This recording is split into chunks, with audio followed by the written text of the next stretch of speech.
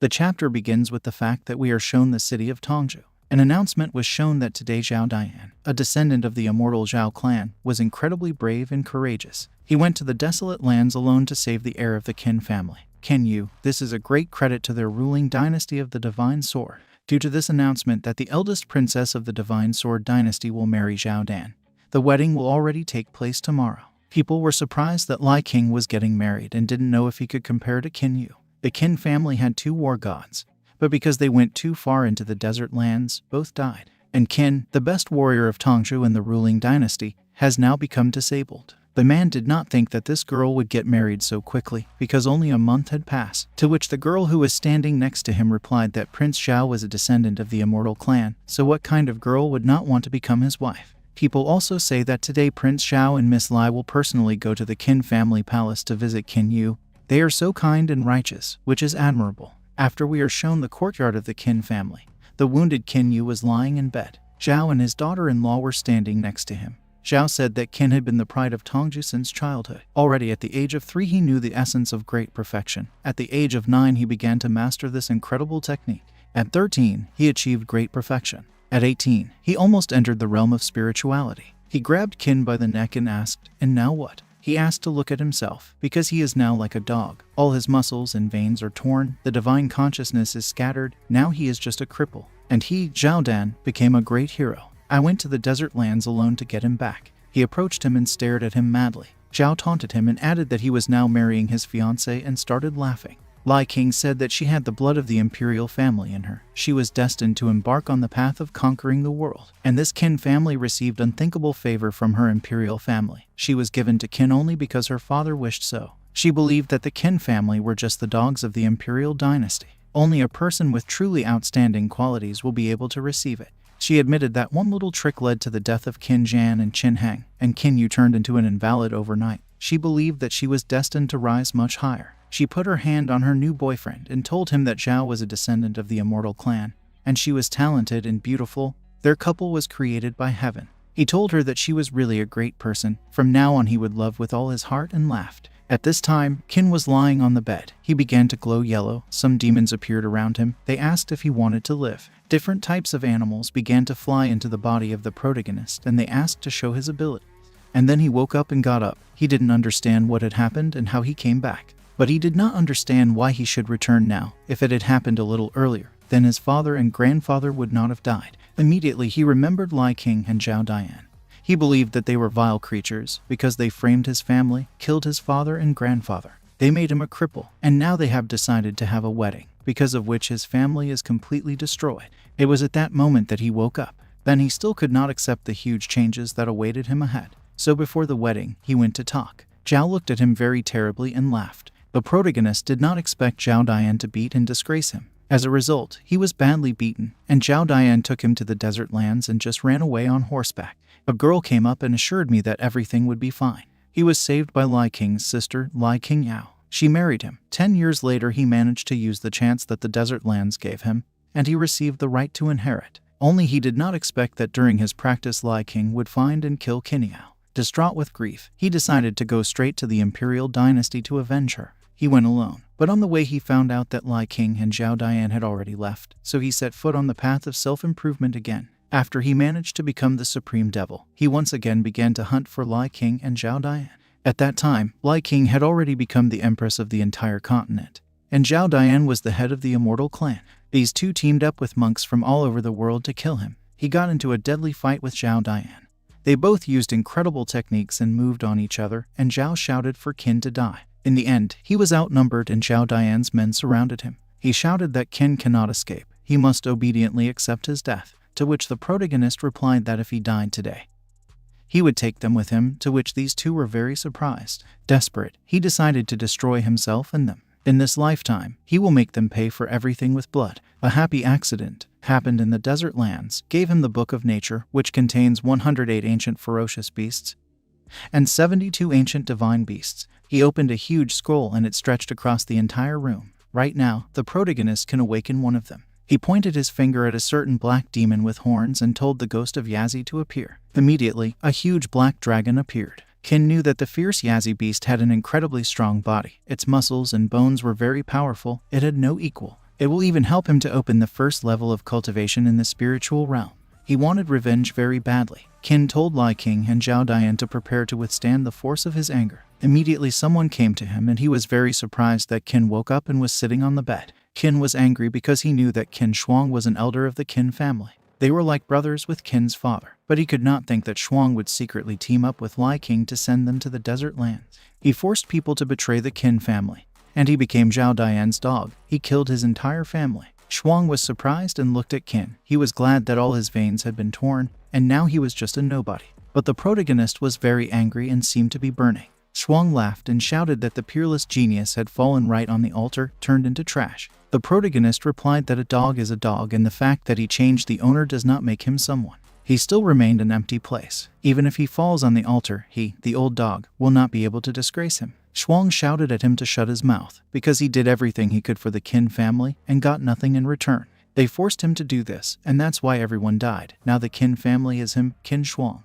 At this time, the protagonist got out of bed. He got very angry and went straight at him. He was covered in lights and aura. Shuang shouted that it was Qin Yu who was to blame for all this, and promised that today he would send him to the underworld, and added that he would not forget to tell Qin Heng that he was killed by Qin Shuang. Immediately, Qin punched Shuang in the face and literally drove him into the ground. He couldn't even say anything, and Qin held him by the throat and shouted with a smile on his face that a dog is a dog. The dog that bites has only one fate. He immediately killed Shuang and stood over him in an incredibly cool pose. He grabbed his clothes and said it was time to go now, and he was following them. After that, we are shown the capital of the Divine Sword Dynasty. The doors were open and there were guards standing there. One of the soldiers said that the husband of the princess is a man from the clan of immortals, to which another soldier replied that the immortal clan was simply terrible. No one would dare to anger them. The chief immediately intervened, who ordered them to shut their mouths. Because they dared to discuss the princess's husband, they should focus on the service, and the soldiers agreed. After that, I show us some girls led by an elderly woman. They came to the princess' room and asked her to disturb her. The princess told them to come in. The woman told her that it was a happy time. It was time to go to the palace. And the empress replied that they should go. Then they show us the people who blew the pipes. We are shown the ceremony, and the fact that the princess and the groom have arrived. They were standing next to each other. They both greeted the father emperor. It was the emperor of the Divine Sword Dynasty, Lai Jian. He told Zhao Dian that he entrusted King to him, so he should treat her well. To which Zhao replied that he would take care of her. They joined hands and Zhao wanted to swear an oath to her, but immediately a spear flew into the door, which demolished the doors and guards. The soldiers were literally shocked by such a force. The emperor shouted that today was such a joyful day for his family and did not understand who dared to attack them. Zhao and Lai were very surprised and scared. A spear appeared and Lai pronounced Qin's name. He stood proudly with a spear. He understood that this was the power of Yazi, although it was only the first level of the realm of spirituality. But his self-improvement skills were several times better than before. In his previous life, he could not summon a wild beast until his death. He does not even know how scary he will be now if he does it anyway. Zhao was surprised that his cultivation had changed. Lai was also surprised, because his veins were definitely torn. He turned into a non-entity, and did not understand how this was possible. Qin started to climb the stairs and the girls standing nearby were very scared. Zhao couldn't believe his eyes. The emperor, looking at Qin, understood that even though this Zhao Dian is a descendant of the immortal clan, he is generally hopeless. But Qin Yu's cultivation skills are clearly better than before. The emperor laughed and shouted Yu's name. He did not call him here. He wanted him to be treated at home, but he assumed that he was not very ill. But before he could finish, Qin rushed at him with a spear and stopped the weapon right near his eyes. The protagonist told him to drop his hypocrisy. If his father hadn't saved Lai Jian back then, he would have become a ghost long ago. His Qin family was willing to do anything for him. Their merits are enormous, but he did so badly to his family. Zhao Dian and Lai King entered into a criminal conspiracy, came up with a terrible plan to kill his father and grandfather in the desert lands. He shouted that they would not be able to walk under the same sky. He promised that he would definitely take revenge on them. Immediately, all the people started discussing all his words. Zhao shouted for Qin to shut up. Although he underestimated him, he didn't expect that his injuries were just a sham. But despite his level of self-improvement, he didn't understand how he dared to be so presumptuous, relying only on his spiritual realm. Qin replied to him to check if he could. Qin waved his spear and there was a flash. The soldiers immediately stood next to the emperor and shouted that they must protect the emperor at all costs. The emperor understood that Zhao Dian and Qin Yu have the same spiritual realm, but Zhao Dian has the blood of immortals, so he believed that Qin Yu was not his rival. The emperor shouted at Zhao Dian not to hit him hard, because after all, Qin Yu is from the Qin family, and they have done a lot for the imperial family. Therefore, he wanted them to destroy his cultivation, because it would be a light punishment for him. Zhao replied that he agreed with him. Qin was surprised at his words and told Zhao to come over. He used a certain technique and a sword appeared out of the green glow. It was a divine weapon of the first degree, a green flame.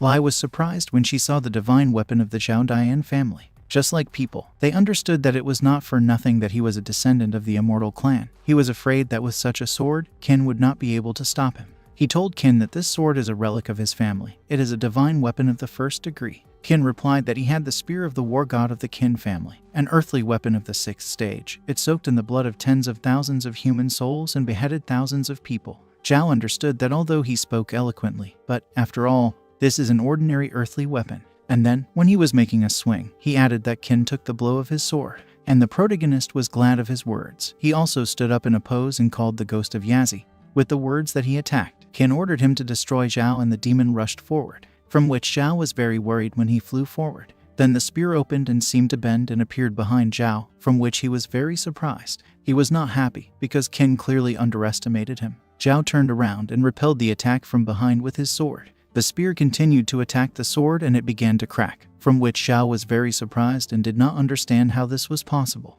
How an ordinary earth warrior could destroy his divine weapon of the first stage. It was just unheard of, and then a spear pierced Zhao's body. He fell to the ground and coughed up blood. All the people were very surprised, as well as the emperor. Lai was also shocked that he was so strong, she just didn't believe it. Qin was surprised that this was exactly what the descendant of the divine clan was capable.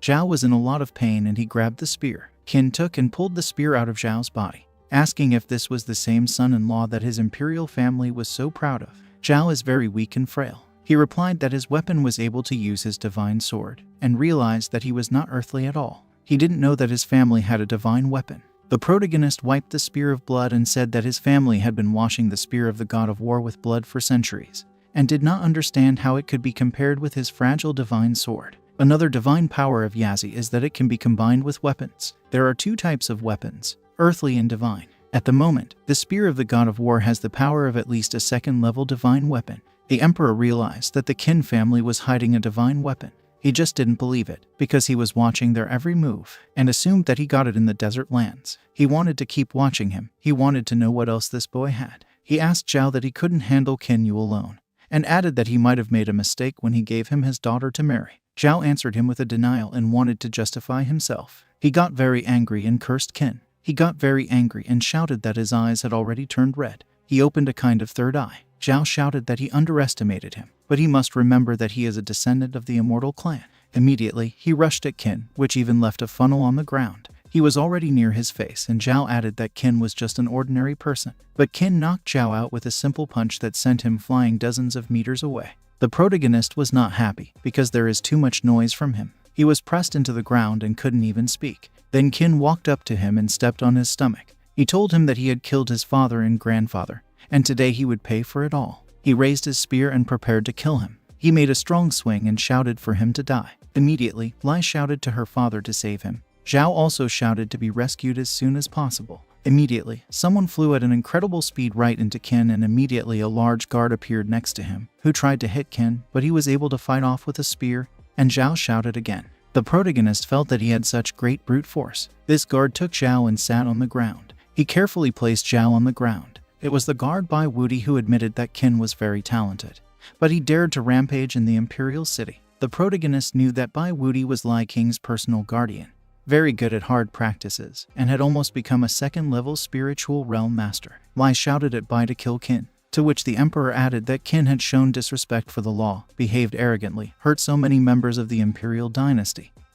He should be punished, but we must remember that he is from the Qin family. Therefore, the emperor ordered him to break Qin's arms and legs, to which Bai Wudi agreed with him. The guard pushed off from the ground and flew at an incredible speed at Qin with a laugh. The protagonist was shocked by his speed, and then Bai hit him at the speed of sound that Qin just flew away. He felt a lot of pain. Then he was already over him and told Qin not to go anywhere. 1:06. Then the outline of a demon appeared nearby, from which the guard was surprised and frightened.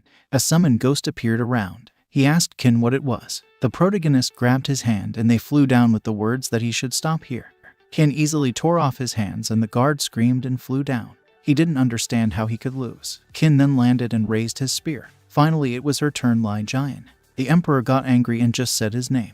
Then he calmed down a bit and said that under the protection of the Qin family, he had forgotten something. Qin stopped and thought. He asked him if he had forgotten how powerful the imperial family was. Immediately, guards appeared, who surrounded Qin and raised shields with spears. The emperor shouted for Qin to die, and the protagonist asked him if this was all the power of the imperial family. He realized that Lai Jian had not realized how strong he was. He began to glow all over and an aura appeared around him. Immediately, Qin ran past all the guards at an incredibly fast speed and found himself near the emperor. He grabbed him by the neck, which was very surprised. He was very scared, and his daughter only managed to shout her father. The guards didn't even have time to look around and were surprised that Qin walked past them. The emperor asked Qin to turn on his brain, because there are a lot of guards around who are on the second level of the spiritual realm. If he kills him, then he will have no chance of surviving. The protagonist asked not to worry about him. But I understood that everything is absolutely the same as in my previous life. The guards are dressed in heavy iron armor, the striking effect of which is incredibly great.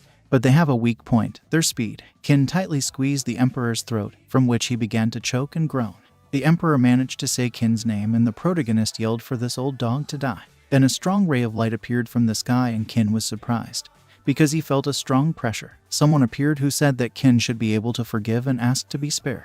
The protagonist realized that he was at the peak of the spiritual realm. He remembered that this someone was not such a strong person. It was the head of the immortal clan, Zhao Huan, as if an angel had descended from heaven. He said that the immortal clan and the imperial family have a common origin. He asked Qin Yu to do him a favor, to let him live. He landed behind the emperor and a badly beaten Zhao shouted for his uncle to kill Qin. The emperor laughed and realized that Qin would not be able to kill him today. Qin himself understood that he was definitely not a rival to the head of the immortal clan. Huan said that they had taken care of the people of Qin until now. They had also forgiven his act today, and he could not teach him. He then approached Zhao Dian and said that as a descendant of the immortal clan, he had committed such a despicable act. When he returned, he would be punished according to family laws. And Zhao replied that he would listen to his uncle. He turned back to Qin and he was still holding his neck. Huan told Lai Jian that he would ask him for something today. The imperial family is to blame for Qin Yu, so he has to confess everything. The emperor agreed with him. Then Huan opened his eyes and activated his eyes. He asked Qin to lower his hands. Immediately, the protagonist was very surprised, as if he was enveloped in a certain aura.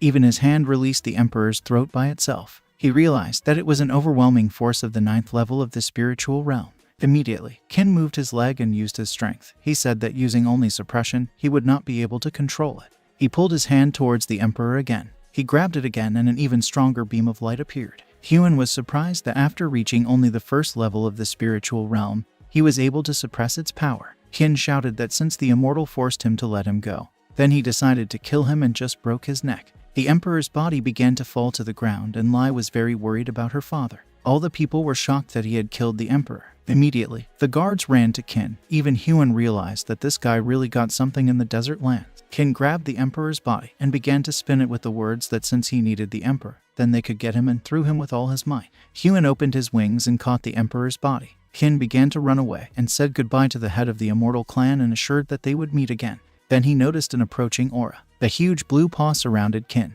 Huan was surprised that Qin thought he could escape from him and felt that he was overconfident.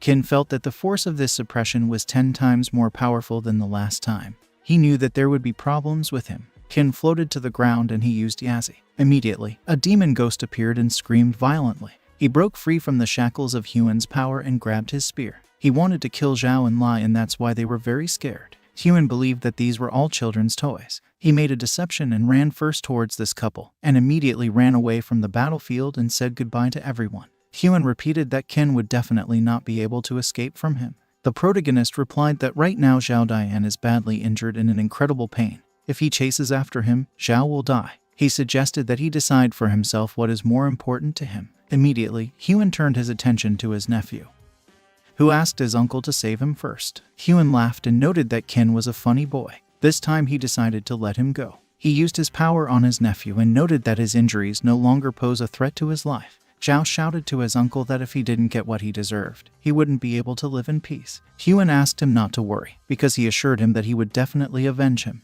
He turned his attention to the corpse of the emperor. He had a big smile and thought that the deceased Lai Jian was just a jerk and laughed. Lai King was on her knees and crying a lot. Hyun came up to her and told her that her father had already died. Henceforth she should always support her husband, which she readily agreed to. Then he took off and told the people of the Divine Sword Empire to listen to him carefully. Today, their emperor has passed away. For this reason, the Divine Sword Empire is temporarily subordinate to his immortal clan, and they all have to catch and capture Kin Yu. The guards looked at the princess, who had her father's corpse in her arms. She thought about it and told everyone to obey the immortal, and Hyun was happy about it. At this time, Kin was running at high speed. He knew that since he had killed Lai Jian, it meant that endless persecution was waiting for him. The Divine Sword Empire will never forgive this. But he did not understand that Zhao Hyun had come from where in his previous life he was not. But he calmed down, because he still killed the emperor, and Zhao Dian and Lai King can live for now. Then he jumped and flew over the whole forest. Kin Yu, who is a descendant of the Qin family from the Divine Sword Empire, has lost his integrity. He committed a terrible crime by killing Emperor Lai Jian in front of his people, so he must be punished. Therefore, whoever manages to execute the criminal will receive a part of the city's lands as a reward. There was a carriage with horses on the road. A group of people and Qin himself were sitting inside. A certain girl was looking at the protagonist and was a little confused. Qin understood that the Divine Sword Empire had given the order to kill him, so now he should leave this state as soon as possible and go to the larger Tian Empire. There are several hundred cities in the Divine Sword Empire, but it's still a small country. But in the Tian Empire, there are thousands of cities, countless powerful clans and clans. The Divine Sword Empire is just a grain of sand compared to it. He wanted Zhao Dai and Lai King to wait for him, because he would come back very soon and grind them into powder. Qin lit up with an aura, and the girl asked her grandfather how he could let him into the cart, because if you just look at his disheveled appearance, you can immediately understand that he is not a good person. To which the old man replied, Zio, that although this guy is sloppy, but his body is in excellent shape and therefore he will make a good assistant. Besides, they are going to the Tian Empire. The Doga can be very dangerous, and it will be calmer with him. Zio noticed that he was Zhen Nanwang from the Tian Empire, so no one would dare threaten them. Qin heard this and was surprised, because he did not expect that this old man was Zhen Nanwang. Zhen is a true hero of humanity. He defended the borders from the attacks of evil spirits. Unfortunately, when the Immortal Clan began to help the Divine Sword Empire, they overthrew the Tian Empire with one blow, and Zhen Nanwang was killed by Zhao Dian. But now he is sitting in the same carriage with him. Qin believed that this was really fate. Zio asked Qin why he was staring at her like that, but the protagonist turned away and replied that it was nonsense. The girl was angry at his manners of this guy and therefore was furious. Immediately we are shown two women with not very good plans. Immediately the horses began to run faster. A man on a horse shouted to the owner that they would be in Tian for about another 100 miles. The old man asked him to hurry, because they had to get to the empire as soon as possible so that nothing would happen to this young man, and pointed at Qin. The protagonist realized that Zhen Nanwang immediately realized what position he was in. He said it on purpose so that he would hear. He thought it was far-sighted and laughed. Immediately, arrows flew into the horses out of nowhere and the carriage staggered violently, from which everyone was surprised. Qin didn't understand what was going on, and neither did Zio. Then an axe on a chain flew into the carriage and literally cut the whole carriage. Then it split in half and the mysterious axe flew back, while all the people were very surprised because of the destruction. There was heavy smoke, and then a girl appeared, who laughed and said that she was told to take Zhen Nanwang's head, to which the old man replied that they should be careful. This is a mercenary of the Death Clan from the Tian Empire. Qin was surprised that the Death Clan appeared, because these are the famous Tian killers. She drove her sword into the ground and asked him to obediently accept his death. The old man told her that the Death Clan underestimated him. He slowly opened his eyes and looked at her menacingly. Immediately, all the people took out their swords, and Zhen asked her that she thought she could kill him alone, but she didn't. The girl replied that naturally she was not alone. Immediately, the old man began to fly something from above, and Qin shouted at him to be careful. The protagonist summoned his spear and plunged it into an enemy spear that was trying to kill Zhen. The old man, seeing this, was a little surprised. Qin realized at that time that it was the arrow of the sun god, and he immediately unloaded it. Then, when he landed, he made a spear swing, from which an aura appeared from the side. Qin sighed heavily, and the girl who was shooting was surprised that he was able to stop her sun god arrow. Then she jumped down from the tree to the ground and landed next to her friend, hearing about the arrow of the sun god. The old man was surprised, because this arrow is one of the 3 high-level deadly weapons of the Death Clan. He understood that they were ready to go out of their way to kill him. Then the old man started shouting for them to listen to him. He obediently accepts his death, but with only one condition: the others must be released. Zio was surprised by her grandfather's decision, and the mercenary from the Death Clan agreed with him, because it would be much easier. She pointed a gun at him, but Qin put his hand in front of him and said he could help so they wouldn't die together with him. He shouted to them that he was protecting this old man and introduced himself to them. The mercenaries told him that since he wanted to die so badly, they would help him. He asked to introduce himself first, because he doesn't want to kill the nameless ones. The archer's name is Yu, and the other is Si, and both are from the Death Clan. Qin realized that they were the sisters of the Wu family. In his previous life, after the collapse of the empire, they went to the desert lands and became just as famous, but unfortunately, they still lost to Zhao Dian and were beheaded. He thought that if he could win them over to his side, it would be very good. Si threw an axe with a chain at him, screaming for him to die, and Qin was glad because she was just in time. He also threw his spear, only twisted it hard, and they hit each other. Then there was so much smoke that people even had to defend themselves. Qin grabbed his spear and realized that there was almost no difference between his war god spear and this weapon. Immediately, Si jumped on Qin and was near him, and at the very last moment he managed to defend himself from her attack and substituted a spear. The girl recognized this spear of the god of war. Immediately, Yu grabbed her bow and thought that he was lucky that last time he was able to catch her 30% arrow of the sun god. But only this time the arrow released in full force would definitely take his life. She aimed the bow directly at Qin. The protagonist managed to fight back and he swung hard and the girl's had to jump away. When she landed, she was surprised that he was able to deflect 2 of her blades at the first level of the spiritual realm.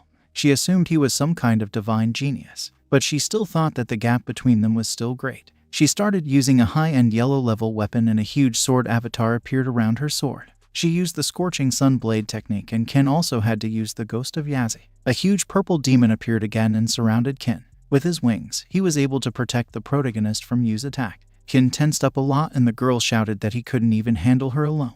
Immediately, the ghost was destroyed, so Qin had to jump back. He understood that even though he had summoned the Ghost of Yazi, he could not use powerful martial techniques right now. In the face of Si, who is at the second level of the spiritual realm, he really feels the pressure, but noticed that something was wrong with her fighting techniques. Si asked him not to talk nonsense. The protagonist replied that her fighting techniques are incomplete. She is trying to use the power of the black level, but she has a yellow level weapon in her hands. Immediately, another attack rushed at him, but Qin easily dodged everything with his eyes closed. Then he grabbed his spear and headed at high speed straight towards her. He was near her, that without even expecting, she dropped her weapon. The girl was surprised and Qin said again that there was something wrong with her fighting techniques. This technique is full of flaws. He ordered him to quickly release her sister and prepared to attack. Qin looked at her and said he could help improve her skills, but with one condition. But the girl didn't want to. If her techniques were worse, then she just wanted to die. She shouted at her sister not to think and killed them to complete the mission.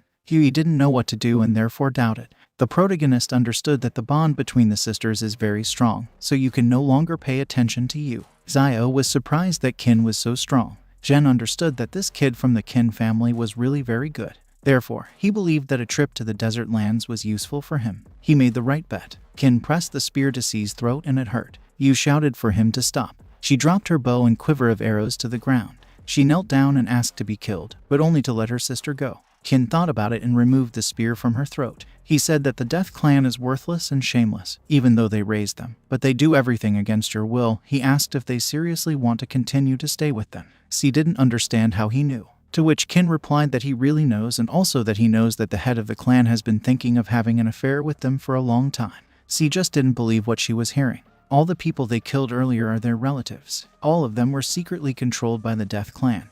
They were turned into puppets, tortured, and simply bullied. To which Yu shouted that this could not be, because the head only kills people worthy of death. Qin replied to her that they could check everything themselves. He knew that the sisters knew nothing about the affairs of the Death Clan.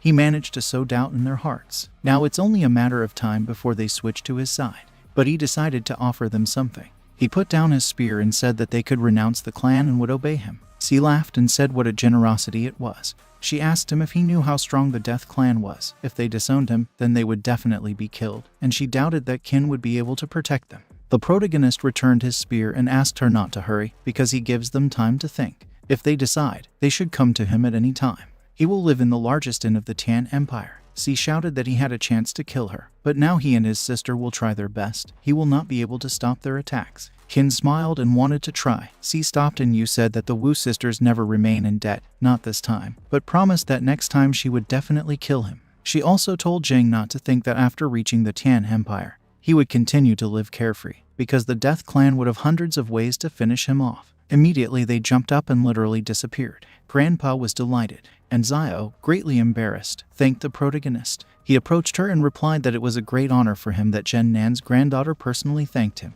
He asked the old man if he would give his granddaughter to him as a wife, from which Zio screamed and was greatly embarrassed. Jen said that from the point of view of self-improvement, he can be called a leader and he also has a lot of courage, and his reputation also speaks volumes. Kin started shaking hands with everyone, and Zio was thinking about everything, that he was from the Kin family, had such weapons, and so on. Immediately, she realized that he was the Kinyu that everyone was looking for. She also realized that Grandpa knew everything from the very beginning, but the old man noticed that she was somehow slow to think. Jen said that if Kin really wanted her as a wife, he could take on such responsibility. The girl was embarrassed and it was clear on her face that she did not mind, but Kin replied that he needed to think because he was just joking. Then, when Zio was lying on the floor, the protagonist told Jang that they had to hurry. Zio thought that this guy was bullying her. She was just furious because she thought that Kin thought that she was not a match for him. After that, they show us the city of Chan. When they entered, everyone greeted King Jen Nan. All the people were surprised when they saw their king. Besides, Princess Zio was also with him.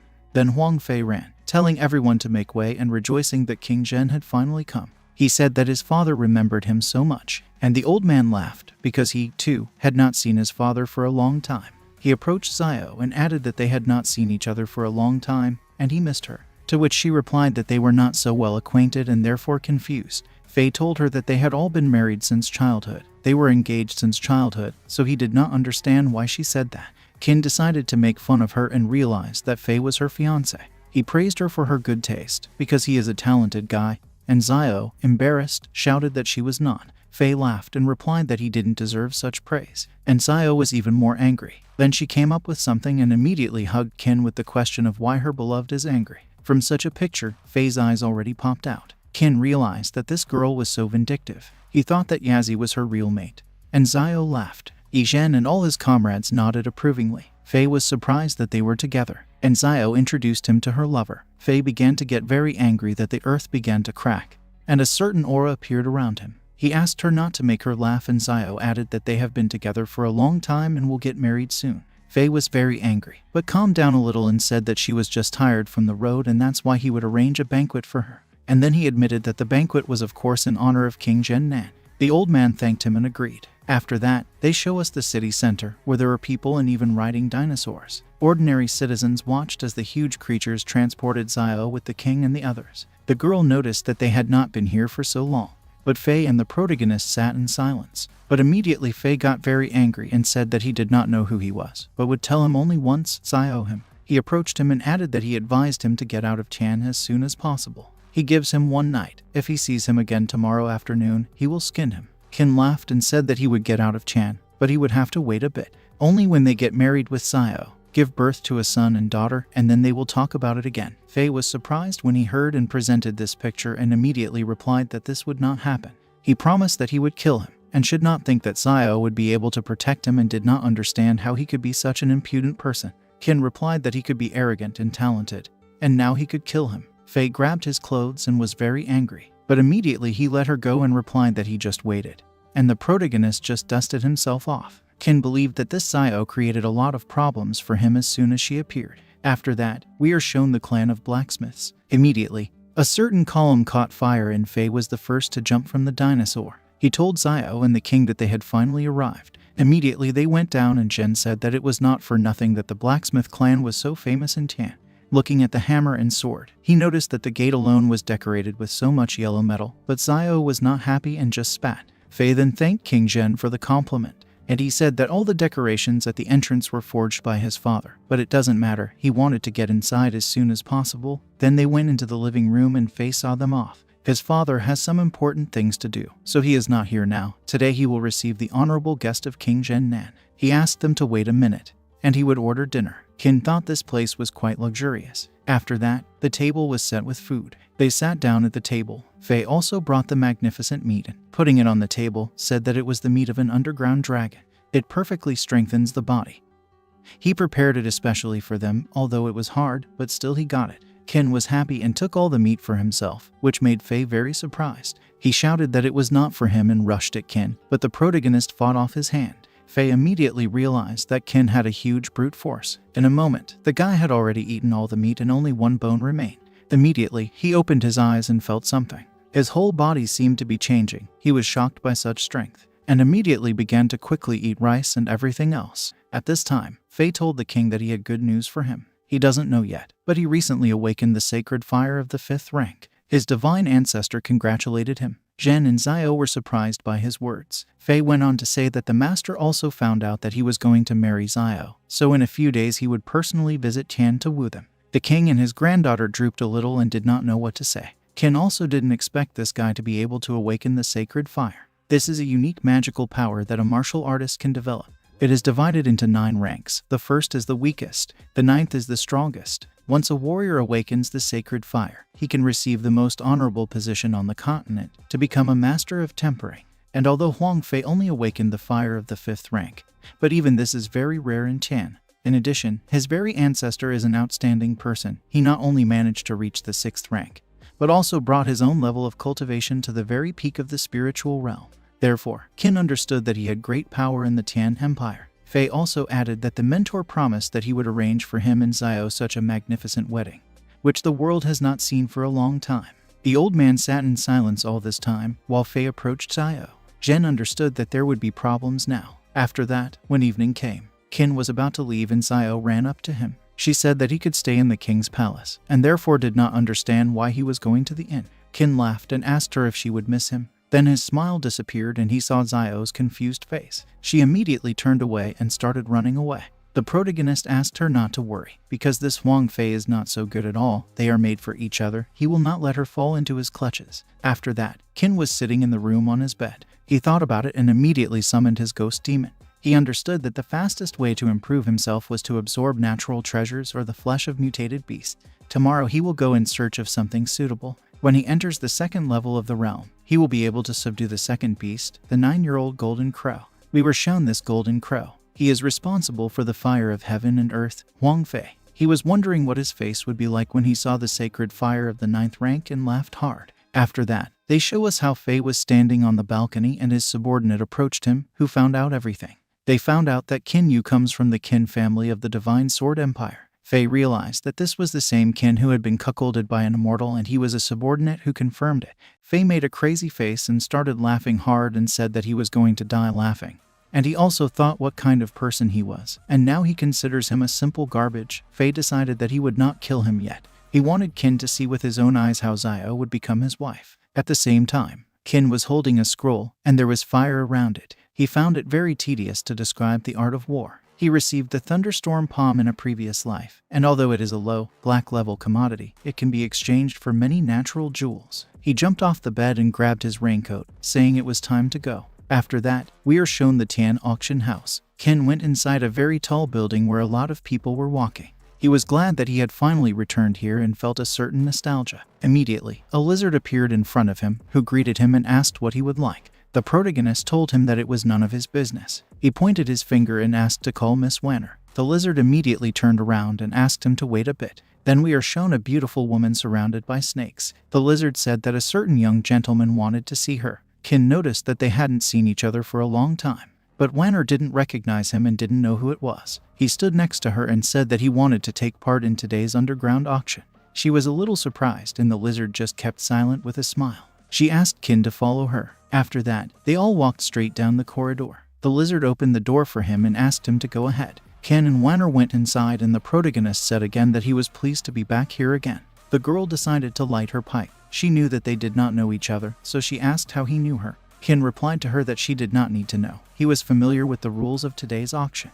He took out a scroll and asked her how much it would cost. Wanner was surprised and didn't understand what it was. When she opened the scroll, she was surprised because there was a black level technique there. And Qin replied that this was exactly the case. The girl said that black level techniques were very valuable, and therefore asked if he was sure he wanted to put it up for auction, and Qin agreed. The girl said that by selling it, you can get 1 million gold. She immediately approached him and added that if he trusted her, their auction house would give 1.5 million for her. Kin understood that the tempering pill was worth about 10,000 gold. For 1.5 million, he will be able to buy 150 of these. Kin replied to her that they had agreed, but he wanted to exchange this money for an appropriate amount of tempering pills. The girl agreed with him and replied that she would easily arrange it and thanked him. She did not expect that such a young man could have a black-level technique. He assumed that he was a follower of some strong spiritual current who came to Tian to practice. She asked him if he still wanted to participate in today's auction, and Kin said yes. If he remembers correctly,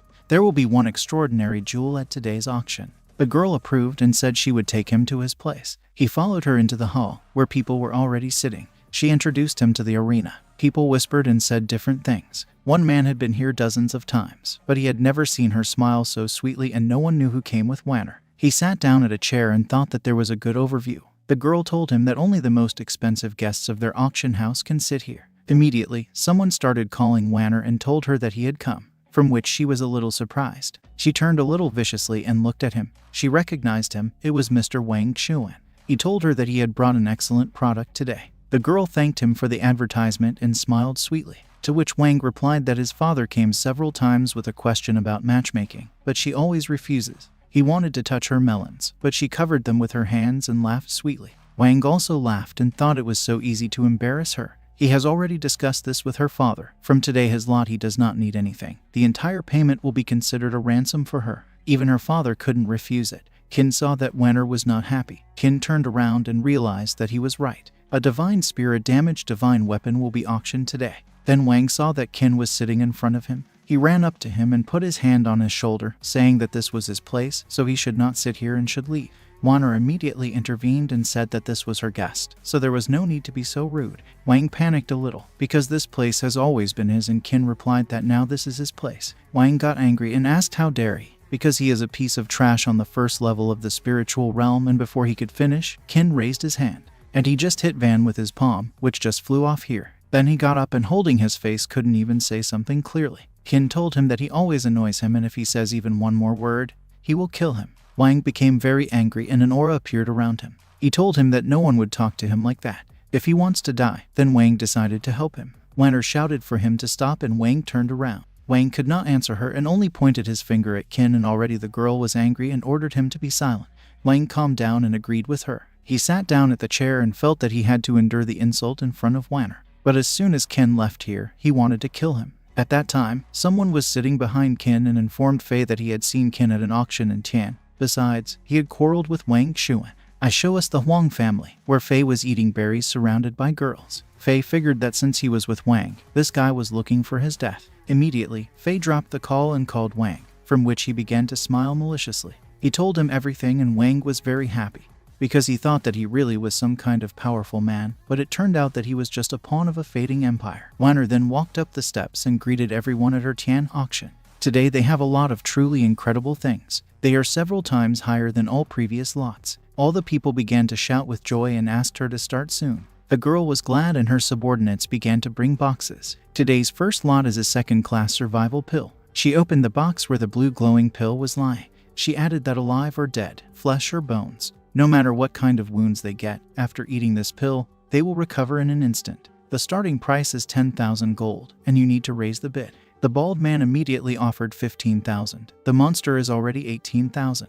But Kin was not interested in it. He did not need it. He decided to get some sleep and just wait for the last lot. Immediately, Kin went to sleep and Wang looked at him very viciously. He was just angry and wanted him to sleep, because this is his last day. Half an hour later, Wanner congratulated the gentleman on acquiring such a jewel. Next comes the final lot of today's auction. Immediately, two men began to carry him. Kin literally woke up from a dream and wanted to see it as soon as possible. The guy in the back also wanted to get this weapon. The girl said it was a first-class divine weapon. They opened the box and it was a damaged divine spear. Although it is damaged, but it is still a divine weapon. The starting price is 1,000,000 gold and it's time to raise the stakes. Immediately, the guy raised his finger and shouted the price of 1.5 million. He stood up and told everyone that this item was very important to his clan, so he hoped they would show respect. Wanner was angry, because this damn forging and casting clan was trying to bring down the price again, but Kin thought it was his turn. The girl stood in front of him and named the price of 2 million, because she also really needs this thing. Kin paid attention to her and it turned out to be C. The man got angry and didn't understand how she dared to intercept something from their clan and ordered her to leave. She took off her hood and looked at the man very viciously. He immediately realized that this was the Death Clan and therefore was very scared. He sat down and realized that since the Death Clan had intervened here, so surely the young master wouldn't blame him. Immediately she laughed and said that now this thing is hers. But Kin stood up and said that he was offering a price of 3 million, which made C very surprised. He looked at her and smiled. C thought this guy did it on purpose. Van got very angry and didn't understand where this brat got so much money from. Wanner asked everyone who would give more. Everyone looked at each other and thought. If so, Wanner said that then the damaged immortal weapon of the first rank should go to Kin and blew him a kiss, from which the protagonist was very surprised and even embarrassed. Then she decided to introduce another slot. This time the final one, the black level divine art technique, Thunderstorm Palm. Immediately everyone screamed and she said that the starting price was 5 million gold and it was time to start. Immediately everyone intervened and shouted different amounts. Wang stood up and shouted the sum of 10 million. The man in the back offered his sum of 12 million. Van got very angry and shouted what it meant because he needed this thing. Fei sent him a message saying he had to get it, so he apologized to him. Wang shouted the sum of 15 million and Wang became even more angry. He didn't understand why Fei was doing this and he also had to help him. He wanted Wang to teach Kin a lesson, but that's not going to happen now. C noticed that he offered only some 15 million and realized that he also wanted this technique. She offered 18 million. Then Kin approached her and covered his mouth with his hand. He asked her not to be afraid of him and listen. C didn't understand why she should suddenly listen to him. She decided to offer 20 million. But I immediately thought and agreed with Kin and he was very happy. She didn't understand why she should listen to him and was a little embarrassed. Wanner said that since no one raises the bid, then this jewel is now Huana. He started laughing because he got a black level technique. He asked her not to forget what he had told her. When leaving, the protagonist added that he lives in a guest house in Tian and asked her not to forget to come to him, and he would go himself. A moment later, he went to Wanner and she thought that Kin was taking too long, to which the protagonist replied that he was only able to come. She thanked him from the bottom of her heart. He also thought that she was a great fellow.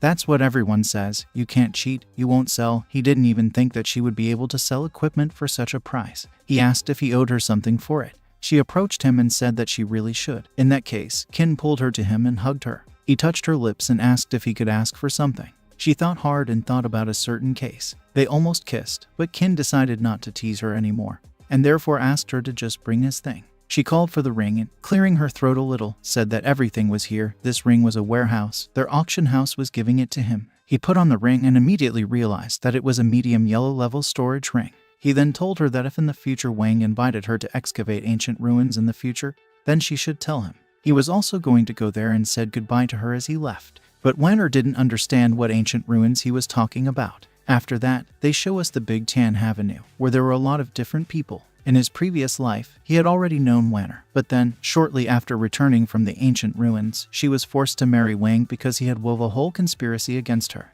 Unfortunately, after the wedding, Wang showed his true face and turned his wife's life into hell and started beating her. Kin knew that in his previous life he could not pull Wanner out of this abyss, but this time he would definitely give her heaven. After late at night at the inn, Kin sat and took pills. Ordinary warriors at the first level of the spiritual realm can only take one tempering pill.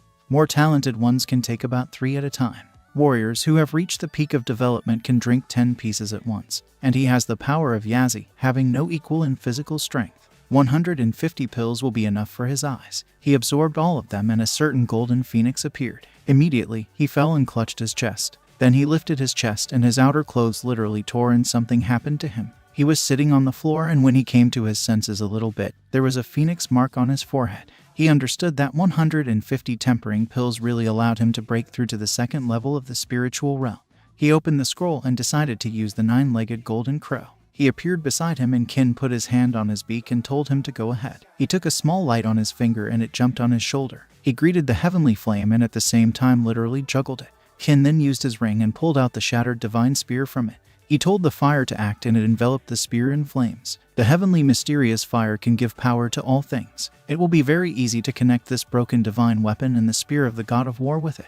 Immediately a huge beam of light appeared and the spear was repaired and was as new. He grabbed it and was glad that everything was ready. After improving the broken weapon, the spear of the god of war turned into a divine weapon of the first stage. He struck a pose with it. Kin understood that he would now reach the 5th level of the spiritual realm, and it was all thanks to his spear. and immediately the protagonist lost consciousness and just fell asleep on his bed. After that, we are shown the neighborhood where there was a crowd of people. I'm showing us a certain carriage, from which the old man appeared. He did not understand what had blinded him and assumed that he had seen an immortal weapon of the first stage. He understood that if there really is an immortal weapon of the first stage somewhere here, then he must definitely come up with a way to take it for himself. He did not understand how such a treasure could appear in such an insignificant town of Tan and immediately laughed a lot. Then we are shown the Death Clan in their hall. Near the throne there were pillars with skulls, on top of which there were blue lights. The head sat on the throne and two girls bowed their legs in front of him. It was the Wu sisters and they greeted him. The head noticed that they could not cut down King Zhen-Nan and they also failed to buy the thing he needed at auction. The head of the Death Clan is called Ho Siren. He asked them what he should do. Si asked that he punish them, but when he got up, he just laughed. Ho approached Si and lifted her face, while saying that he had raised them since childhood. Therefore, he definitely cannot punish them. He had a new task for them. He hoped that this time they would cope with it, and the frightened sisters agreed with him. He said that the person who had previously ruined all their plans was called Qin Yu. He is from the Divine Sword Empire, a descendant of the Qin family. Since he killed Lai Jian, he was forced to desert to them in Tan. The Immortal Clan has issued a decree to capture Qin and he entrusts them with this task. Si and Yu agreed with him again and immediately left the clan head's palace. Then his smile disappeared and he got very angry. He called them just a jerk because they can't even do a small task, and believed that he had raised them for nothing all these years. And he promised that if he failed this time, he would find new pets. And turning, he went to his throne. The next day, Xiao was standing at the door and Qin, who had just woken up, came out of his room. He asked her why she had called him at such an early hour and assumed that something had happened. She approached him and replied that from today he would live in their palace, because she thought that this inn was not suitable for him. Qin decided to play a joke on her and joked that she missed her fiancé. She asked him not to talk nonsense. She knows that Qin was at the auction yesterday and managed to take Huang Fei's broken divine weapon. Moreover, he also had a fight with Wang Xuan. She thought that Wang Xuan and Huang Fei were nothing, but he offended two people at once. Qin joked that she was scared and assured her that as long as she was here, none of these guys would dare to do anything to him. Xiao started shouting and stomping her foot that the Death Clan intercepted the Divine Sword Empire's mission. They sent people to kill him, and I asked him if he understood what position he was in. He stood next to her and put his hand on her shoulder. He asked her if he was not afraid, then why she was worried and suggested that she take a tour of Tan. She didn't even know how to talk to him and then they went ahead. They ate delicious rice buns, watched a circus show, and even after Qin had a bite of meat on a stick. Then Xiao saw a girl she already knew. It was Wanner who was looking at them. Xiao recognized Wanner from the Tan auction house. She didn't even think that Wanner had become so much prettier. Qin looked at her melons and said she was fine too, and Xiao asked him to shut up. Qin greeted her and she greeted the two of them. Xiao was glad, because they hadn't seen each other for 100 years, and asked since when she was so distant and asked to be called not princess, but Sayachka. And of course Wanner agreed with that. She asked Qin if she had bothered him by daring to come here, to which he replied that he had met such a beautiful woman again and there was no worry about it, but still asked her to tell him what the true reason for her visit was. She replied that since Xiao was here, she should agree with her. She asked Qin to be especially careful with the Death Clan, but he asked her not to worry, because for him it's nothing. Wanner replied that if so, she wouldn't distract them anymore. Xiao hugged the girl and said that since she was already here, she invited her to walk with them, because she had not been to Tan for 100 years and did not remember much anymore, and Qin agreed with her. He hugged the two of them tightly and said that they definitely needed to go together. Wanner was greatly embarrassed by Qin's actions and they quickly went forward. After that, we are shown the Eastern Tan market. A certain man was surprised when he saw these three. All the men were literally shocked that someone was hugging Princess Xiao and Wanner at once. They were outraged that he dared to hug them. The girls replied that this young man was received with honors in Tan yesterday. Qin told the girls that their popularity even in ordinary Ding is higher than he expected. Wanner asked Qin not to worry, but Xiao noticed that he was in a panic. Then he saw a whip in a large cage, around which there was noise and fuss. The man beat the slave because she wanted to escape. She fell to the ground and she was very sick. She was covered with abrasions. The man was angry and added that he had bought her out and would not let her escape. He even thought about killing her. Wanner heard the voice of a familiar fat man and realized that he was torturing the purchased slave again. Xiao became very angry and promised that one day she would rid the entire Tan Empire of the slave trade. Wanner added that this fatty Lai is very arrogant and overbearing, and since he is a relative of the Huang family from the blacksmithing clan, he does whatever he wants. No one orders him. Every month or half a month he humiliates his slaves in public. Xiao was not happy that no one could do anything about it. The girl replied to him that these slaves were the property of Fat Lie. It did not concern other people, so there was no reason to interfere. He continued to beat his slave and she fell to the ground. Her back was in wounds from the whip and Lee asked her if she would still run away, because he feeds her, gives her water, and she is still dissatisfied with something. The girl was bleeding and even started crying. He ordered her to answer quickly, and turning around, she shouted that he was Fat Lie. He had cut out her entire family. If he killed her, she would get him from the other world. Immediately, he kicked her in the stomach with the words that she was still worthless trash and her whole family was the same. If it wasn't for her pretty face, he would have killed her too. He kicked her with such force that she flew off a couple of meters and rolled on the ground.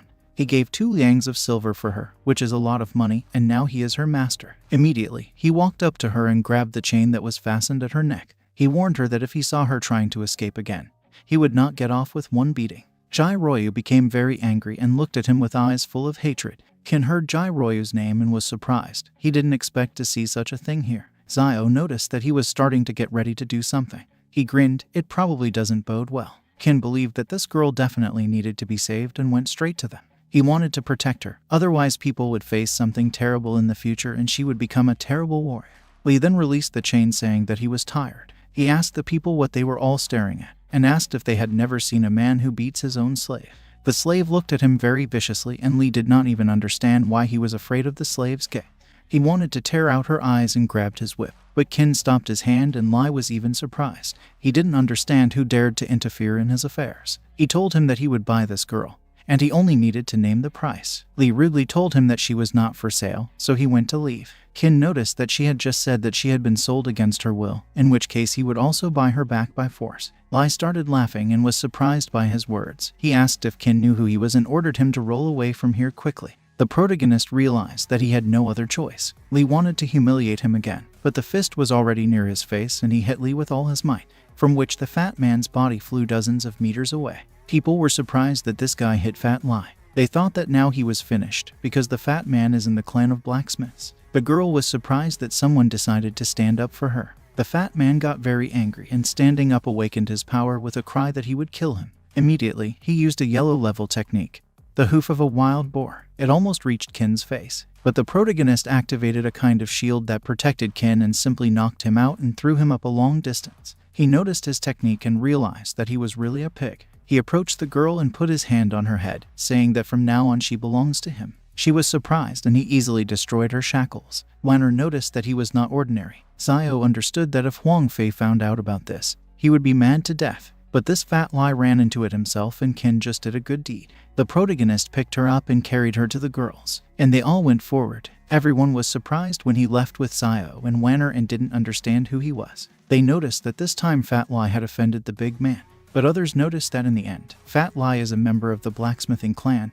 They will not leave it so easily. Zio asked Kin what he was going to do with this girl. Wanner added that if he didn't find a place for her, she could temporarily stay at the auction house. Kin asked them not to worry, because he would organize everything himself. He felt that the blood of an ancient demon was flowing in this girl, and it was definitely her. Zio didn't even think he liked it. Kin told her that this girl has an incredible future, to which Zio replied that he understands everything and throws dust in everyone's eyes. She is the future demon lord. In a few decades she can lead an army of thousands of evil spirits and condemn all mankind to a terrible existence. Therefore, it is not surprising that in her previous life she hated people so much, and Kin assumed that for sure the years of slavery had left an indelible mark on her heart. Immediately he noticed that it was impossible for her to walk in these ragged rags. Wanner replied, "But the largest trade union, Yanyulu, is located in Tian. She will take them there," and quickly turned around and called them with her. Some time later in Yanyulu, they went inside. Immediately, Wanner was met by a certain girl who greeted her and asked what she needed.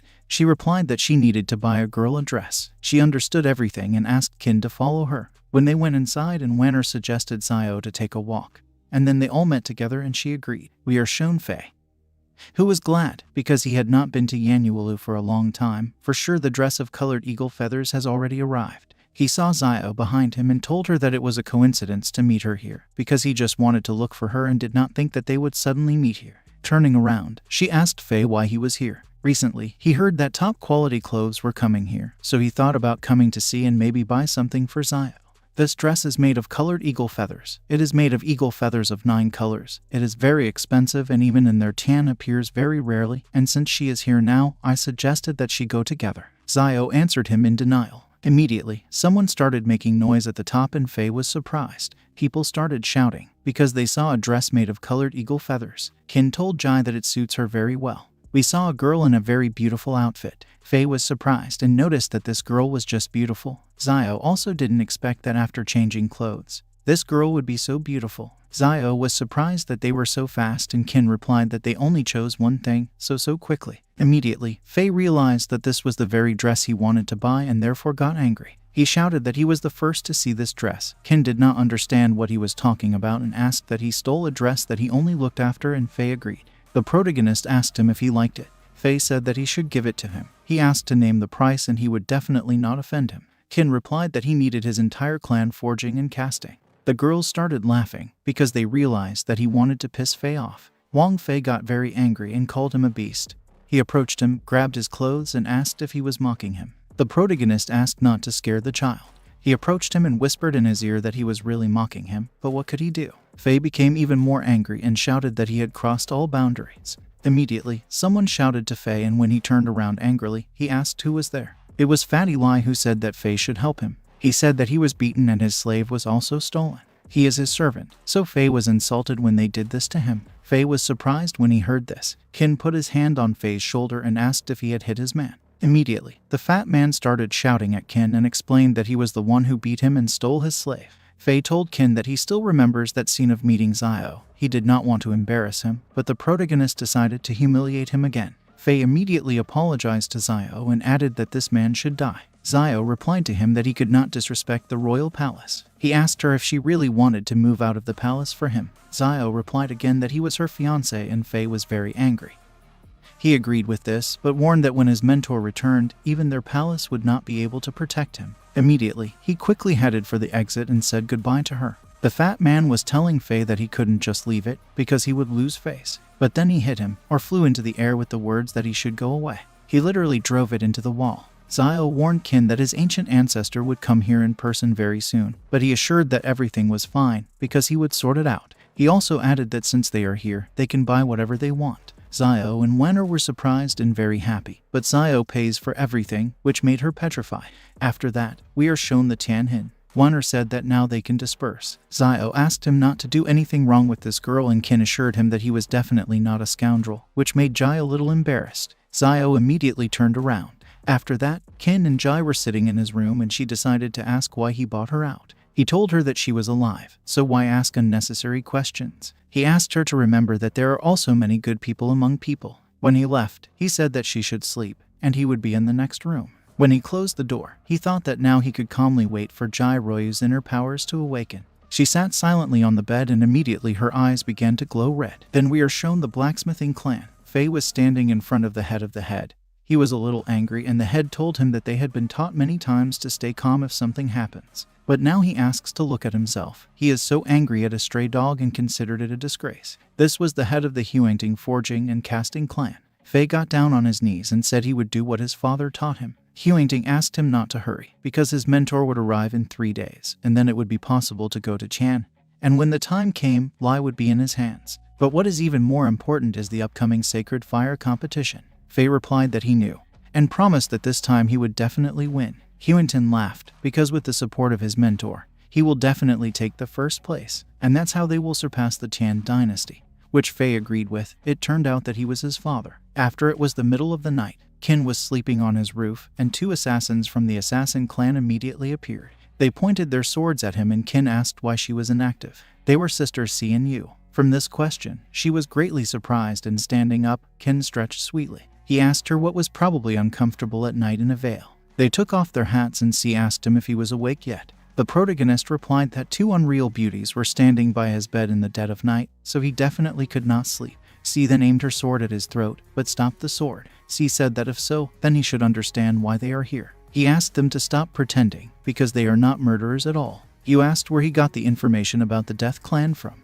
Kin realized that they had found out something and put away the sword of C. They remained silent and thought. The protagonist told them that it was none of their business. What and how he knew, everything she needed to know. The Death Clan is clearly not the best place, but it's not too late to get on the right path. C replied that it was easier said than done. He and his sister have had Death Clan seals for a long time. Until these tags are removed, they will not be able to leave. They didn't look for ways to remove them on their own, but they know that the sacred fire of the 6th rank and higher can help. Then he got out of bed and asked to come over. She didn't know what he wanted, and Qin grabbed her hand and asked her not to be afraid and just come over. He pulled her to him, and the son was surprised and asked what he would do. Qin explained that he would rid her of the Death Clan seal. He pressed on her stomach, and the golden crow literally flew into her. Immediately, the seal began to disappear, and Si's legs gave way and she fell to the floor. The yin energy was dissipated. She realized that her body harbored a sacred fire of the 6th rank. Qin was surprised that she thought about the 6th rank and replied that she underestimated him too much. He confessed that he actually owns the sacred fire of the 9th rank. Si and Yu were surprised by his words. Qin said it was her turn now. A moment later, her mark disappeared and Yu was surprised. The protagonist said that now he has rid them both of the seals, and from now on, the Death Clan will no longer be able to control them.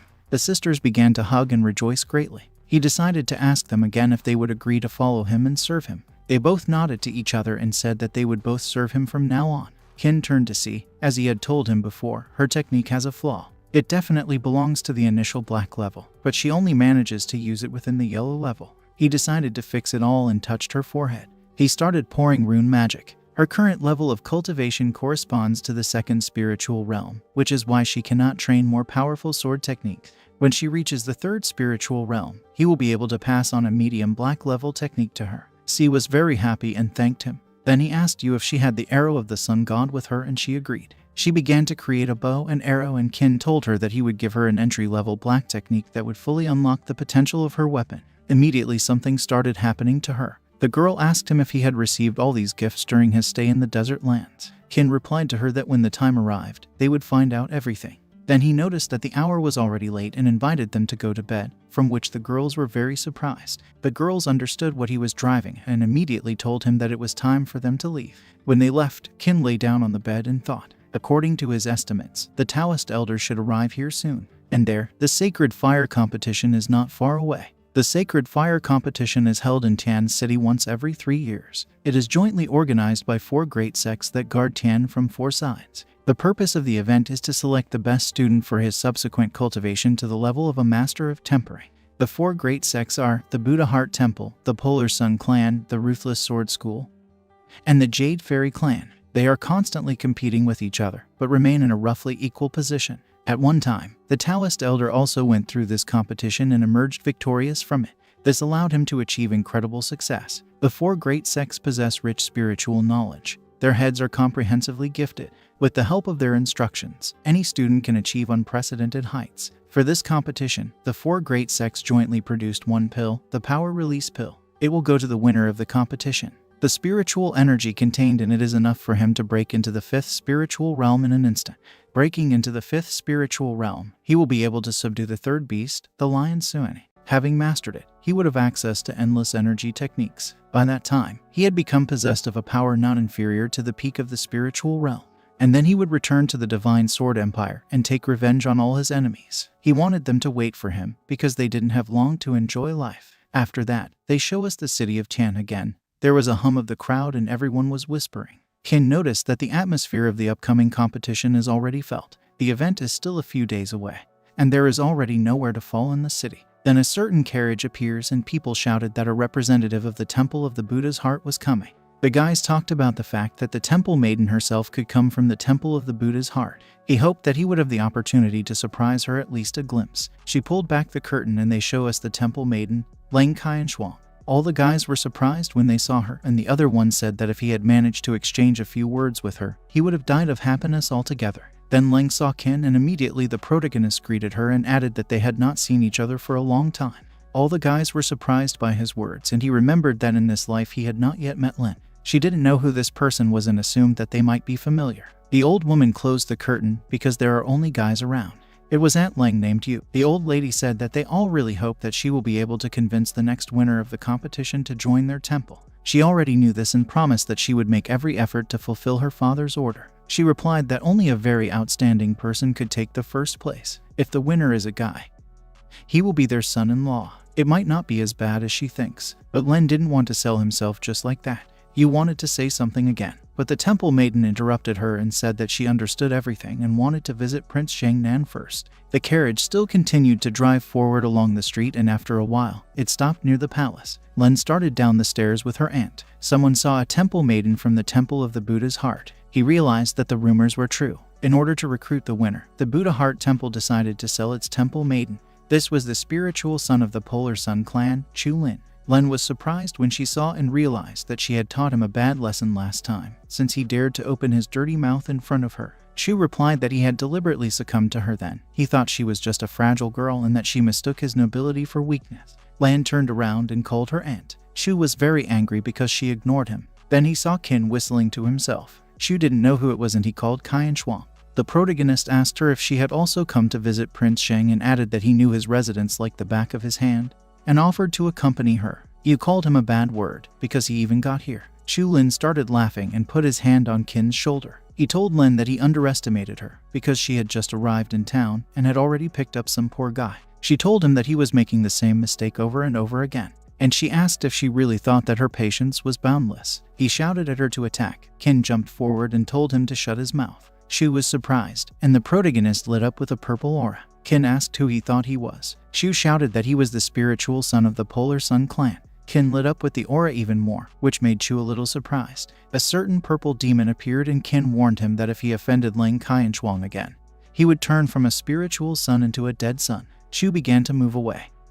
He was very afraid and did not know who this guy was and why, being a puppy of the first spiritual kingdom, he was so terrifying to him. But then I realized that unless he, the spiritual son of the Polar Salt clan, can at least be afraid of someone, he wanted to wash away this fleeting shame. Shu shouted that out of respect for Prince Shang, he would not kill him right in front of his residence. He ordered me to kneel down and ask for forgiveness, and he would spare him. Qin said that he was giving him a chance to strike first, and Chu created his weapon with the words that he had asked for it. He immediately rushed at him and Ling warned Qin that he owned the sacred fire of the 5th rank.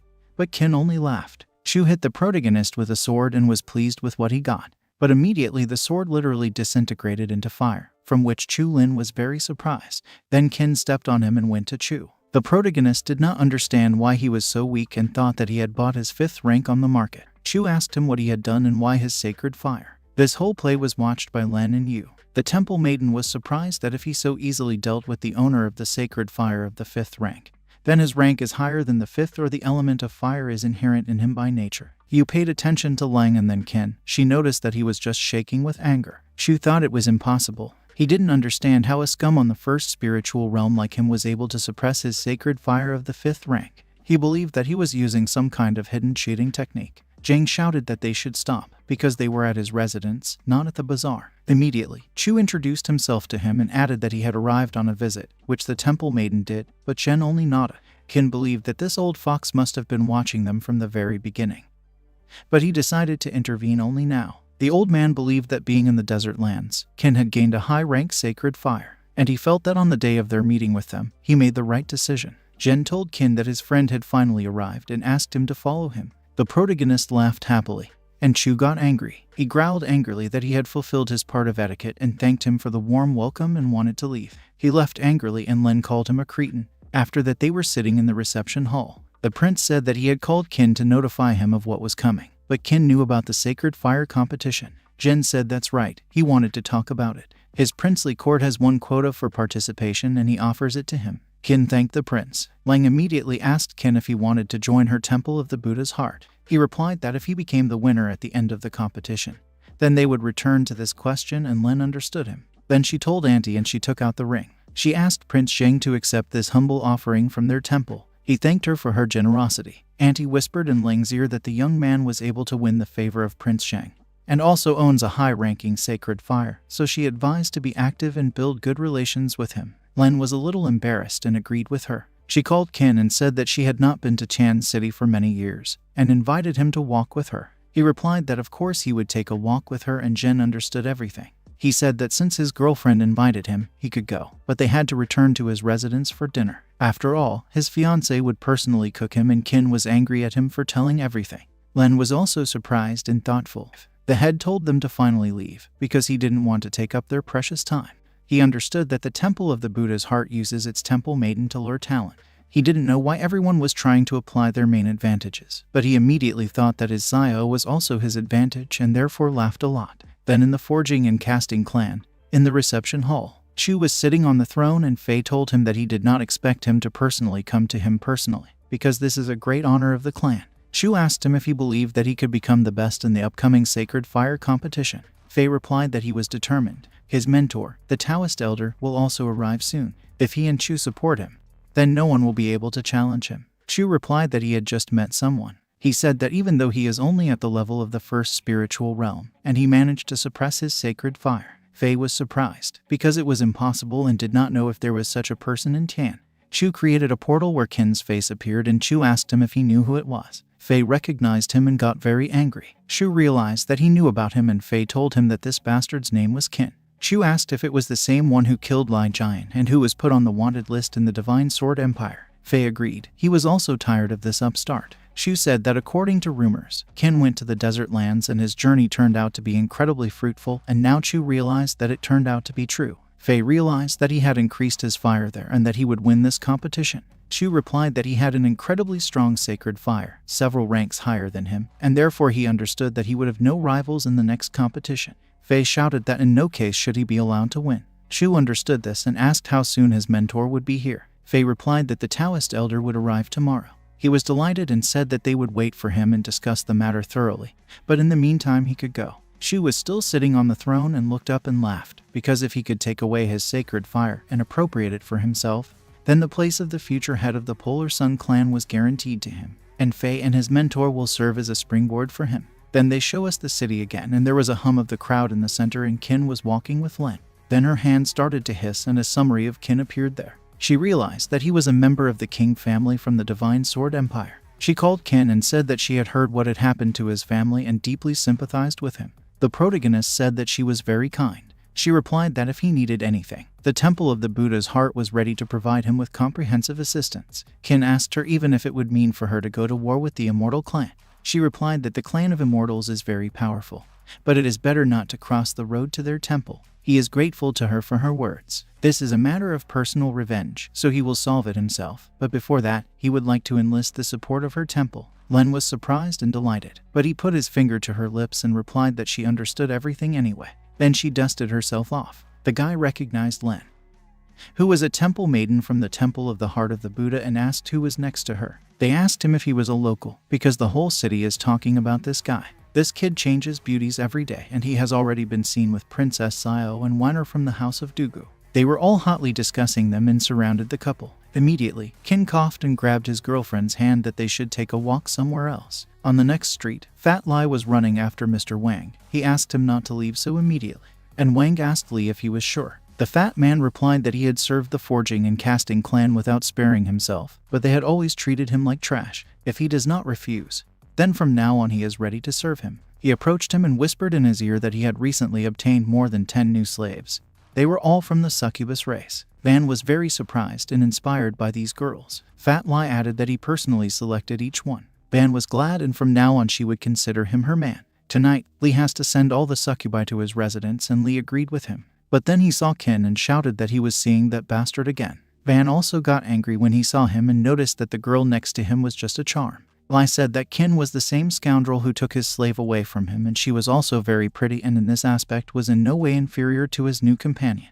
Li found out why he doesn't count with anyone in their city. Prince Zhengnan stands behind him like a mountain. It was clear to Wang why Fei didn't risk dealing with him. He wants Zhen's granddaughter, that's why he's afraid to anger him, but he doesn't care about this prince from a high bell tower. And they decided to go. Since Li is now his man, he will not let anyone offend him. This cute couple was walking and Wang and Lai stood in front of them. The fat man said they hadn't seen each other for a long time. Qin said he remembered him, and noticed that he used to be Fei's dog, and now apparently decided to change the owner. From his words, Lai began to get angry, and Wang said that now Fat Lai is his man and Qin stole a slave from him, and if Fei doesn't have the guts to ask him for it, then Wang will do it himself. Len was surprised that this man had so many enemies. The protagonist asked him how he intended to do it. Wang told him that first, he would return the slave he had stolen. Secondly, he will give him his charming companion, and from that day on she will be his. Len got very angry and decided to kill him for his words. Her aura also activated, and Qin put his hand in front of her and asked her to be patient.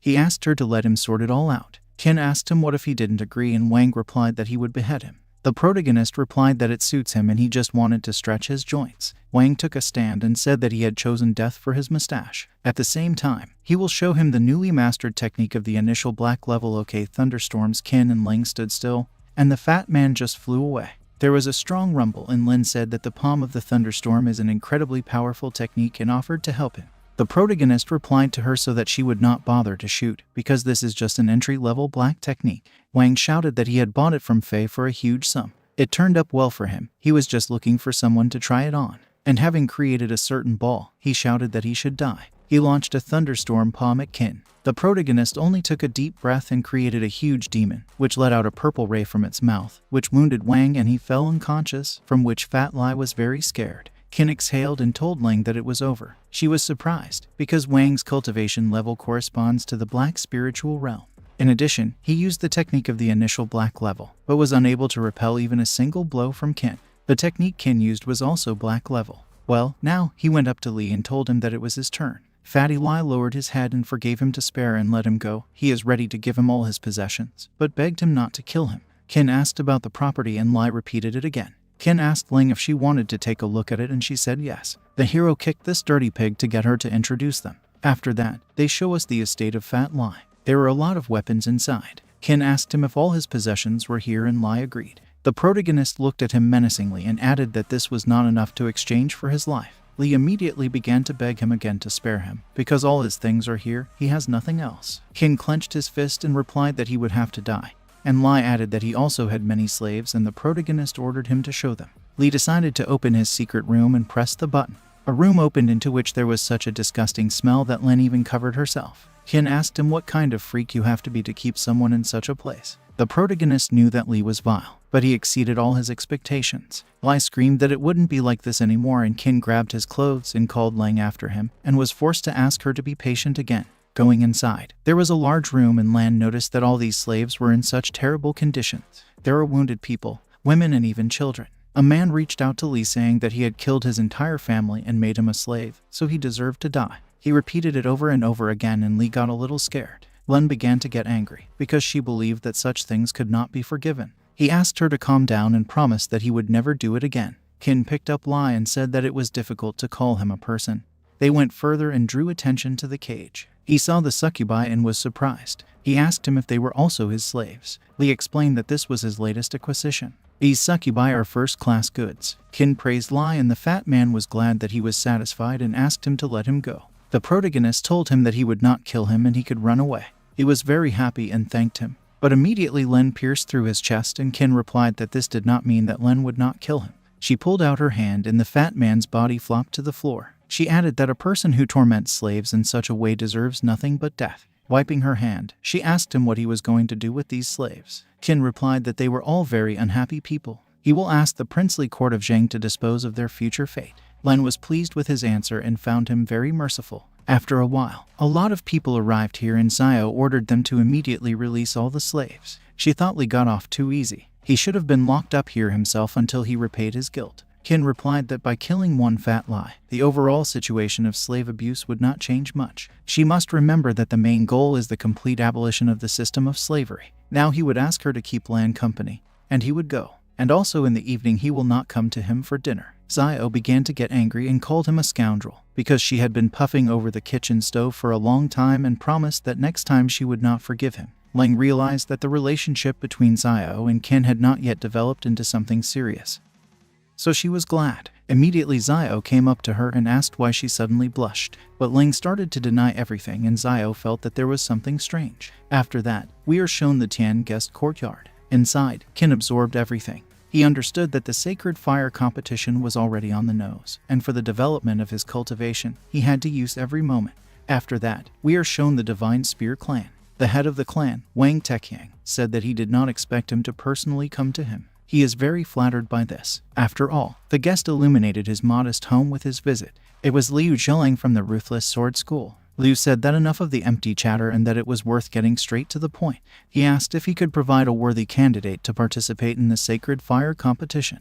Ban didn't know what to say. Liu thought so and noticed that his clan was becoming worthless and worthless. The Polar Sun clan has already recruited a disciple from the Forging and Casting clan.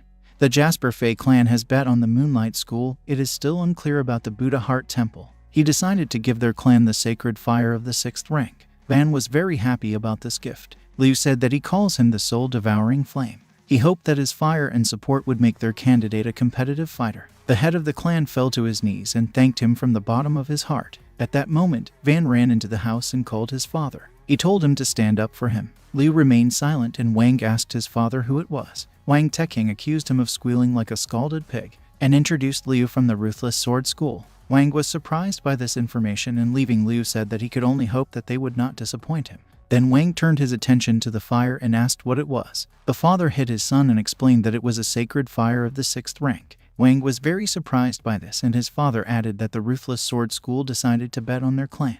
Wang must immediately assimilate this fire in order to win the sacred fire competition. Wang was literally drooling from the fact that he now has the sacred fire and therefore laughed a lot. He understood that he could not defeat Qin with the help of the Palm of Thunderstorm, but having mastered the sacred fire of the 6th rank and multiplied it with his innate fighting talent, he would reach a completely different level and after that his days would be numbered. Immediately, the father decided to ask his son who had tapped him in the face. Van absorbed the fire and replied that it didn't matter anymore and that he was leaving. When he left, he was very brave. Wang the elder would never have thought that his son would one day have a sacred fire, and therefore thought that his divine sword clan would do well. At this time, Fei's mentor finally returned to Chan City and he was already standing and waiting for him. Immediately, the carriage descended and his disciple greeted him warmly. The mentor told him to come in, because first they would pay a visit to Prince Zhang and Fei obeyed him. Then the mentor said that he came back for 2 things. Firstly, he needs to be matched with Xiao.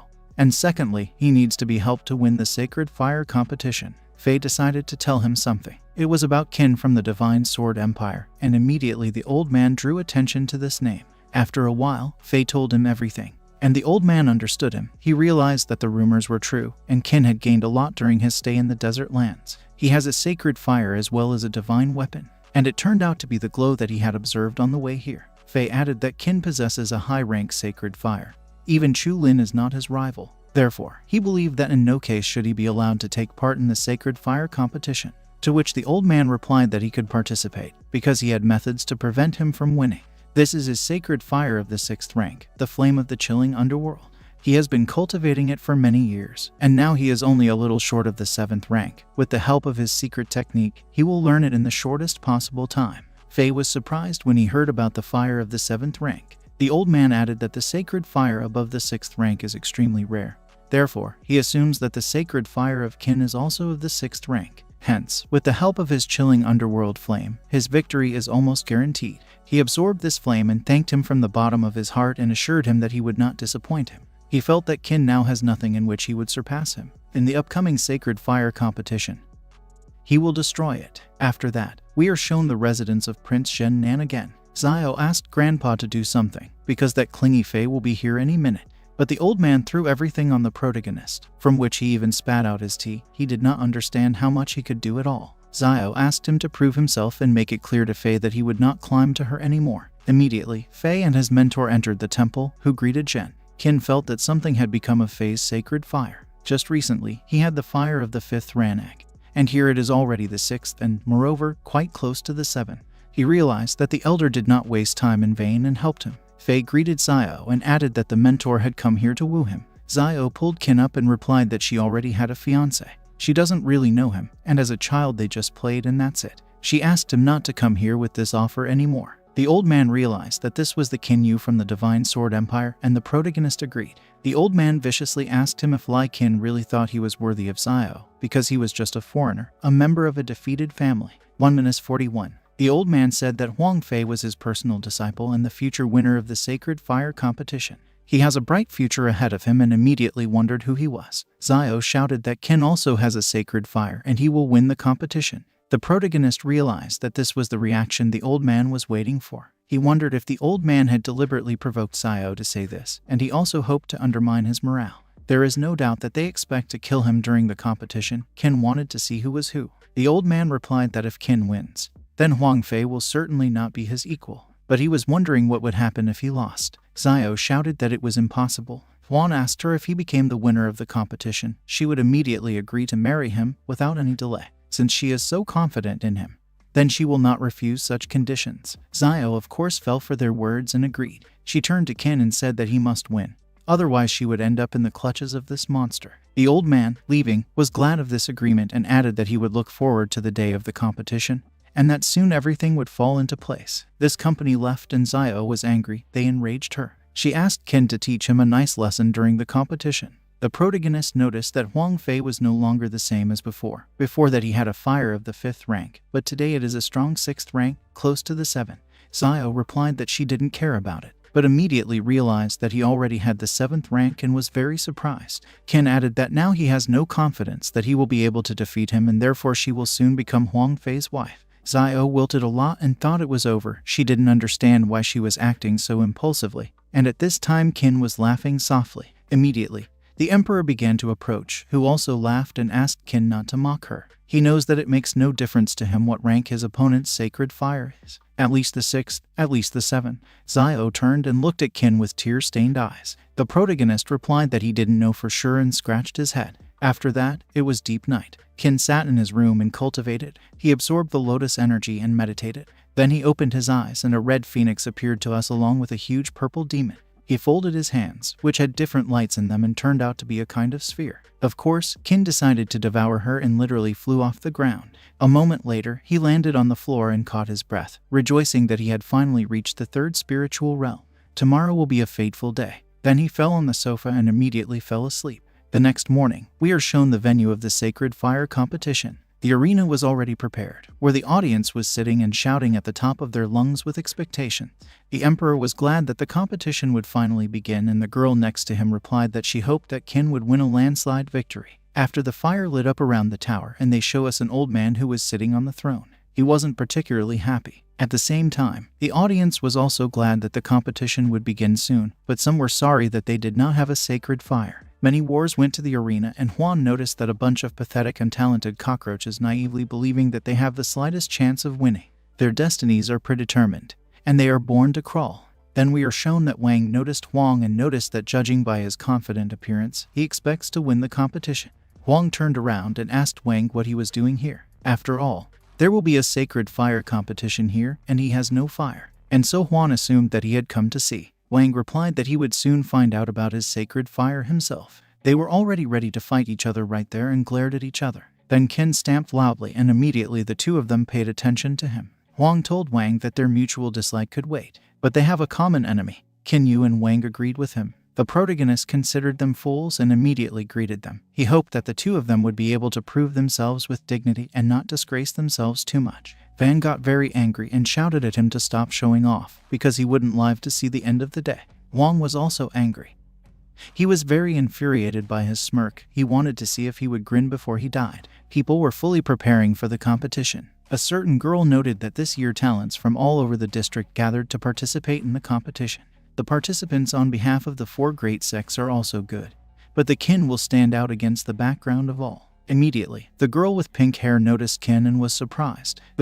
She jumped back and began to hover on her umbrella. She carefully descended beside Ken and asked him if it was him. It was Lai Qingyao. The protagonist approached her and said that since 3 years ago she went to develop her cultivation in the Jasper Fairy clan, they had never seen her. She has blossomed so much during this time, turned into a graceful girl. Qingyao also noticed that Ken had also changed a lot. She hadn't expected to meet him at the Sacred Fire competition. The protagonist replied that he could not miss such an event. Li added that she heard what happened to the protagonist's family. The Qin family has done so much for the benefit of the Holy Sword Empire. She didn't think her father and sister would be like this. But before she could finish, the protagonist put his hand on her head. He asked her not to worry. It's just between me and them. It's not her fault. Then the girl in blue thought. She realized that this was the same Qin who killed Lai Jian. He has been growing up with her ward since childhood. She thought that if Qin became the winner of the competition, then she might succeed. But before she could finish, we were shown people who asked who this kid was and why the girl from the Jasper Fairy clan was so nice to him.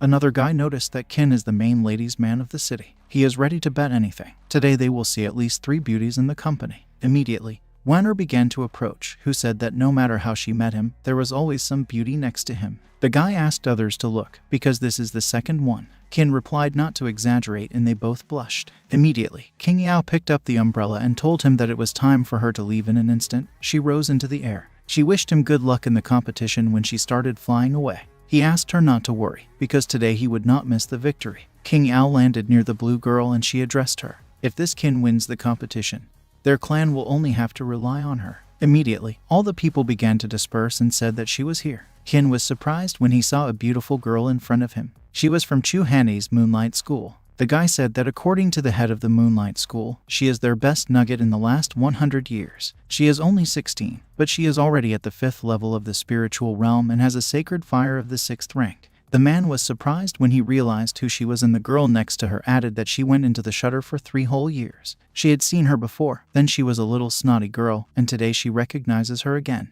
Hanny walked straight to Kin, which even surprised him. He smiled at her and Wang and Huang got very angry, because they didn't understand why even she was coming to him. While passing Miam, she told Kin that her fate was connected with the Kin family. They will certainly meet again. But she immediately warned that if their meeting took place in this battle arena, she would not spare his life. Kin thought she was funny. After a while, everyone was standing in the arena and discussing things among themselves. He noticed the girls who greeted each other. Immediately he noticed that she had horns and even a tail. She was glad to meet you. Then she walked up to Kin and greeted him, and he greeted her back. Weiner was surprised how he knew how many people. In her previous life, she was the winner of the competition. Her past is shrouded in mystery. She calls herself a free cultivator. In her previous life, she won by defeating all her rivals. Apparently, she has already reached the 8th stage of the spiritual realm, and her sacred fire is not lower than the 8th rank. The strangest thing is that after the victory, no one saw her anymore. He wanted to find out who she was in this life. Then the old man shouted that they would start soon, and immediately he and the general went down to them. The emperor ordered everyone to catch the silence and immediately continued. Today will be a grand event for the Tian Empire. The winner of the Sacred Fire competition will be revealed. He wished all the participants good luck. Then he asked the representatives of the 4 great sects to come down. Immediately, they all descended into the arena and folded their hands to create a kind of crystal, which transformed into a huge ruby. Huang realized that it was a heavenly stone of sacred fire. Wang noticed that the heavenly sacred fire stone was the most mysterious item in the entire Tian Empire. They say that he is the same age as heaven and earth. Even being near him helps to concentrate your sacred fire. And someone even manages to raise the rank of their sacred fire thanks to him. Therefore, because its value is incredibly high, it belongs to all 4 great sects. All the people were surprised, but not Kin, because such a small stone causes them so much awe. He wondered what would happen to them if they found out that there is a whole mountain of this stone in the desert lands, and this is just a fragment of it. The girl said that surely everyone present knows that the heavenly stone of sacred fire is in front of them. For any owner of the sacred fire, this is a real shrine. All 4 great sects have the right to own it. They pass it around every 3 months, but if the winner of the sacred fire competition joins one of the sects, then this sect will own the stone alone for the next year. Immediately everyone screamed and a strong fire started. This girl counted on Kin very much and even blushed near him. A guy came forward and added that the rules of the sacred fire competition are very simple. Just 3 rounds. In the first round, the participants will duel. The winners will advance to the second round. First, he will ask everyone to draw lots and immediately created a lot of pieces of paper that hovered above the ground.